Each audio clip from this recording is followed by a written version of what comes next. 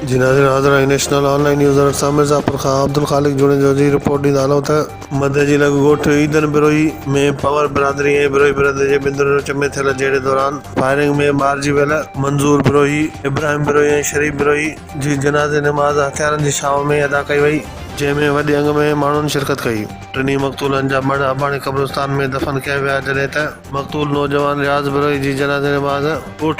मुराद बिरोही में अदा करण बाद खेसि बि अबाणी क़ब्रिस्तान में मिटीअ मां हवाले कयो वियो। जिते ॻाल्हाईंदे ईदन बिरोही, दुर मोहम्मद बिरोही ऐं ॿियनि जो चवणो हो त असांजा नौजवान ॻोठ ॿाहिरां मच्छी जी खॾ ते वेठल हुआ त पवर बिरादरी हथियारबंदनि ओचितो हमिलो करे फायरिंग करे ॾिनी, जंहिंमें 4 ॼणा मारिजी विया जिन जो जहिड़े सां को बि तालुक़ न हो। हुननि मुतालबो कयो त पुलिस जूं आला अख़्तियारियूं मामले जो फौरी नोटिस वठी जाबदारनि खे कानून जे कटहरे में आणे मारिजी वियल 4 ॼणनि जे वारसनि जे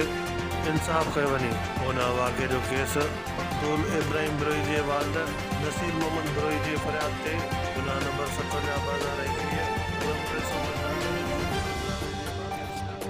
ऐं 2 अणसुञातलनि समेत 24 ॼणनि मथां दाख़िल करायो वियो आहे, जिन में अज़ीज़ुल्लाह पंवर, वहीद पंवर, गुलामू पंवर, फरीद पंवर, दिलशाद ऐं नदीम समेत 24 ॼणनि खे नामज़द कयो वियो आहे।